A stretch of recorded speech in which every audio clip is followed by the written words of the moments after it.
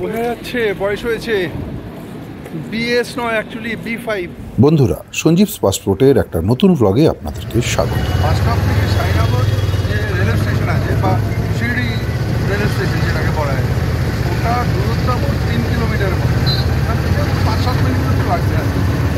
আমার ট্রেনের সময় হচ্ছে 2:10, আর এখন ঘড়িতে সময় হচ্ছে 1:15। তো অসুবিধা কিছু নেই, সময় মতনই আশা করি পৌঁছে যাবে। Shirdi police station. বাহ, শিরডি স্টেশনটা ছোট্ট কিন্তু খুব সাজানো গোছানো না দেখুন। ঘড়িতে এখন সময় হচ্ছে 1:25। পৌঁছে গেলাম শিরডি রেলওয়ে স্টেশনে। স্টেশনের ভেতরটাও তুলনামূলকভাবে কিন্তু বেশ পরিষ্কার। আপাত দৃষ্টিতে স্টেশনটা খুব বেশি জনবহুল নয় বলেই আমার মনে হলো। এখন আমি আছি প্ল্যাটফর্ম নাম্বার 1-এ। ট্রেন দিয়েছে প্ল্যাটফর্ম নাম্বার 3-এ। এই যে এইখান থেকে লাগেজ নিয়ে উঠতে হবে।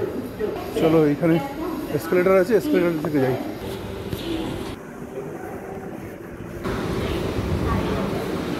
এই যে আমাদের ট্রেন দাঁড়িয়ে আছে। পৌঁছে গেলাম প্ল্যাটফর্মে। প্ল্যাটফর্ম নাম্বার 3-এ আমাদের গাড়ি রয়েছে। এই যে ডান দিকে হচ্ছে আমাদের হাওড়া এক্সপ্রেস, যেটা শিরডি থেকে ছাড়ে। বাঁ দিকে রয়েছে বন্দে ভারত দাঁড়িয়ে, তার মাঝামাঝি রাস্তা থেকে যাচ্ছি। আমার কোচ নাম্বার হচ্ছে বিএস। বাপরে বাপ, কোন জমে ধরে পড়েছে কোচ বিএস।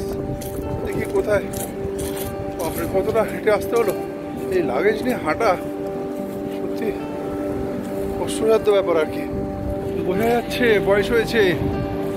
বিএস নয়, অ্যাকচুয়ালি বি5 ছাড়িয়ে চলে এসেছি আমি বি2 অবধি। একজনকে জিজ্ঞেস করলাম, দাদা বিএসটা কোথায়? বলছে বিএস না বি5 হবে দেখুন। তারপরে দেখি সত্যি বি5। চলুন যাওয়া যাক বি5।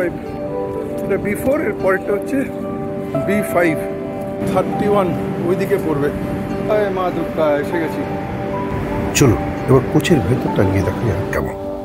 বাহ, বেশ পরিষ্কার পরিচ্ছন্ন আছে। এই হলো আমাদের 3 টায়ার এসি কোচ। আমাদের কোচটা কিন্তু খুব ভালো কোচ করেছে এবং পরিষ্কার পরিচ্ছন্ন। আমি ইন্টারনেট থেকে যখন জানতে পেরেছিলাম যে এই গাড়িতে নাকি প্যান্ট নেই, কিন্তু একজন হকারকে জিজ্ঞেস করলাম, উনি বললো কিন্তু প্যান্ট্রি আছে। নির্ধারিত সময় 2:10 আমাদের ট্রেন ছেড়ে দিল শিরডি সাইনাগর স্টেশন থেকে হাওড়ার উদ্দেশ্যে। শিরডি জংশন থেকে হাওড়া অবধি পৌঁছতে এই ট্রেনকে মোট অতিক্রম করতে হবে 1790 কিলোমিটার। শিরডি থেকে হাওড়া অবধি সপ্তাহে মাত্র একটাই ট্রেন, যেটা এখান থেকে শনিবার 2:10 ছাড়ে আর পৌঁছয় গিয়ে হাওড়াতে তার পরের দিন অর্থাৎ রবিবার রাত 8:50 হলো এর শিডিউল অ্যারাইভেল টাইম হাওড়াতে। ট্রেন তো সময় মতনই ছাড়লো, কিন্তু এখন দেখার সময় মতো আমরা হাওড়াতে পৌঁছতে পারি কিনা। কাল আবার দুর্গাপুজোর সপ্তমী, যদি সময় মতো হাওড়ায় পৌঁছে যাই তাহলে বাড়ি পৌঁছে ঠাকুরও দেখতে যাওয়া যেতে পারে, কি বলেন? ট্রেনে এখন ভিড় কম আছে। চলুন সেই সুযোগে এখন আপনাদেরকে ছোট করে এই ট্রেনের বাথরুমটা দেখে নিয়ে আসি। এই হলো 3 টায়ার এসি স্লিপার কোচের বাথরুম। এই ট্রেনের কোচটা যেমন পরিষ্কার পরিচ্ছন্ন, তেমন বাথরুমও কিন্তু যথেষ্ট পরিষ্কার পরিচ্ছন্ন আছে এখনো পর্যন্ত। দুর্গাপুজোর এই মৌসুমে মুম্বাই থেকে হাওড়াগামী ট্রেনে টিকিট পাওয়া অলমোস্ট দুঃসাধ্য। তবে শিরডি থেকে হাওড়াগামী এই ট্রেনটাতে কিন্তু এখনো পর্যন্ত ভিড় কমই দেখতে পাচ্ছি।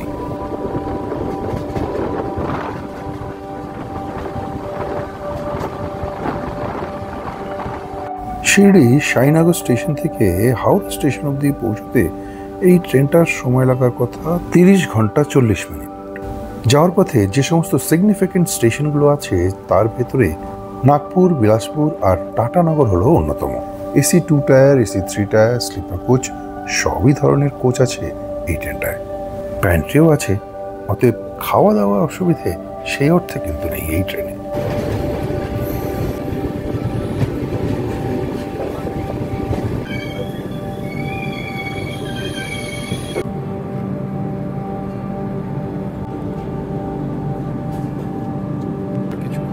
আমরা ঢুকবো ছত্তিশগড়ের রায়গড় স্টেশন। এখনো পর্যন্ত যা দেখাচ্ছে মোটামুটি 1 ঘন্টা 35 ঝাড়ডি স্টেশন। ঝাড়ডি স্টেশনে এখানে বেসিক্যালি এখানে কিন্তু কোনো ইয়ে ছিল না, স্টপেজ ছিল না, খুব সম্ভবত ইয়ে পাইনি, সিগন্যাল পাইনি, তাই এখানে দাঁড়িয়ে গেছে ট্রেন।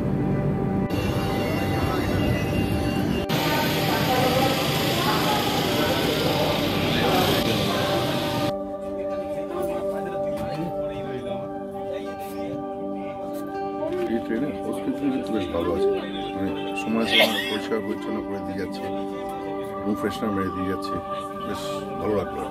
1204 কিলোমিটার রাস্তা অতিক্রম করে শিরডি থেকে আমরা এখন রায়গড়ে। এখানে রায়গড়ে আমরা এখন পৌঁছলাম 11টা 20-তে, অর্থাৎ 1 ঘন্টা 45 মিনিট লেটে চলছে গাড়ি। শিরডি থেকে হাওড়া অবধি যাত্রাপথে এই ট্রেনটার মোট শিডিউল স্টপেজ হলো 15টা।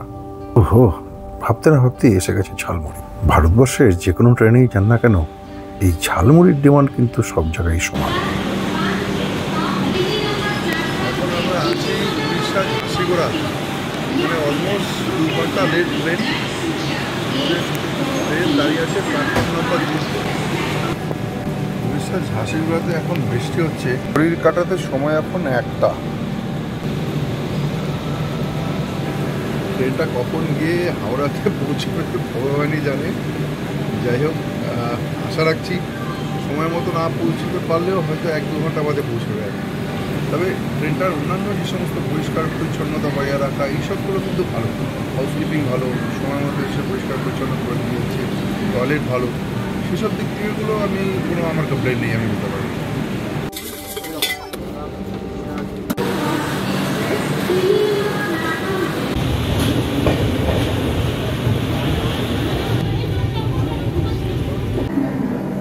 এক 1376 কিলোমিটার রাস্তা অতিক্রম করে শিরডি থেকে আমাদের ট্রেন এখন পৌঁছলো উড়িষ্যার রাউরকেলাতে।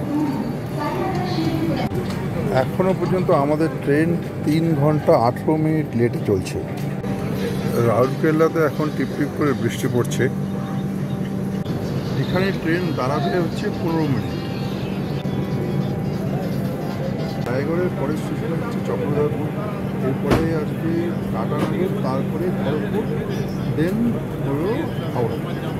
এবার দেখা হলো যে এই চলার পথে ট্রেনটা কি সময়টা মেকআপ করবে, 3 ঘন্টা 15 মিনিটের মতো লেট আছে, এই সময়টা মেকআপ করবে না আরও ডিস্টেন্সটা বাড়বে হাওড়ায় পৌঁছানোর টাইম, সেটা শুধু সময়ের অপেক্ষা। তবে হাওড়াতে যদি সময় মতো না পৌঁছতে পারি, ট্রেনটা যদি দেরি করে 11টার পরে, মানে 11টার 20 পরে আমার বাড়ি ফেরার লোকাল ট্রেন পাবো না, সেটা এখন দেখতে হবে কী হবে। ঘড়িতে সময় হচ্ছে দুপুর 3:30। বাহ, বাইরের এই সিনিক বিউটিটা দারুণ লাগছে। চলুন একটু উপভোগ করা যাক।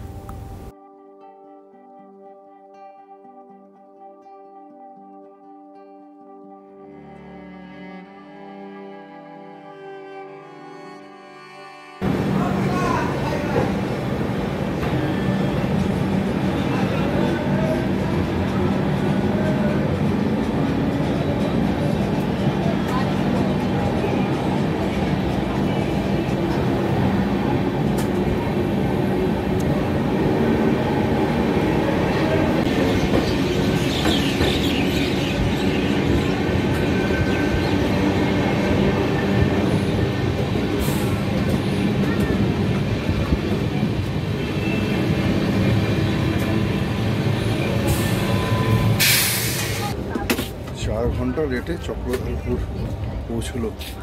এখন সময় হলো 6:45।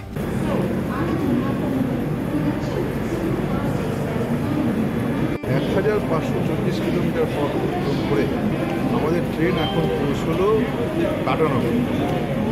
আর টাটানগরে এখন সময় হচ্ছে 8:10, মানে অলমোস্ট 5 ঘন্টা লেট। এবার দেখা যাক খড়গপুরে কটায় পৌঁছে হাওড়া। এখানে অ্যাকচুয়ালি পৌঁছানোর কথা ছিল দুপুর 3:05। ভাবলাম 8:30-9টার মধ্যে বাড়ি পৌঁছে যাবো, 9:30 খুব বেশি হলে।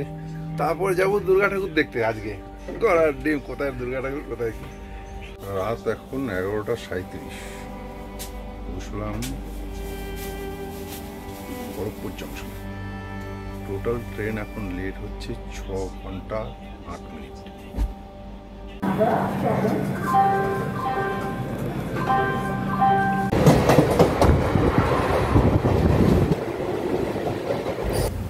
আমাদের এই সুদীর্ঘ যাত্রাপথে যে সমস্ত উল্লেখযোগ্য স্টেশনগুলো পড়েছিল তার মধ্যে অন্যতম স্টেশনগুলো হলো মানমাড জংশন, নাগপুর জংশন, বিলাসপুর, রায়পুর, টাটানগর আর খড়গপুর। যাই হোক, শেষ পর্যন্ত খড়গপুর ছাড়িয়ে আমরা এখন চলেছি হাওড়ার উদ্দেশ্যে। প্রায় 5 ঘন্টা লেটে আজকে এই এখন 1:45 রাত্রির এখন ট্রেন ঢুকাচ্ছে হাওড়া।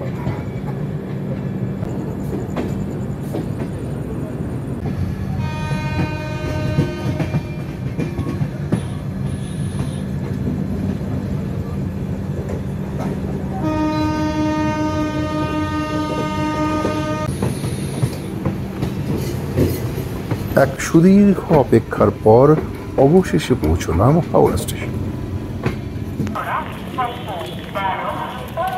আবার দেখা হবে একটা নতুন ভিডিওতে। টিল দেন ভালো থাকুন, সুস্থ থাকুন আর দেখতে থাকুন সঞ্জীবস পাসপোর্ট। ভিডিওটা ভালো লাগলে please like, share and subscribe করতে ভুলবেন না। নমস্কার।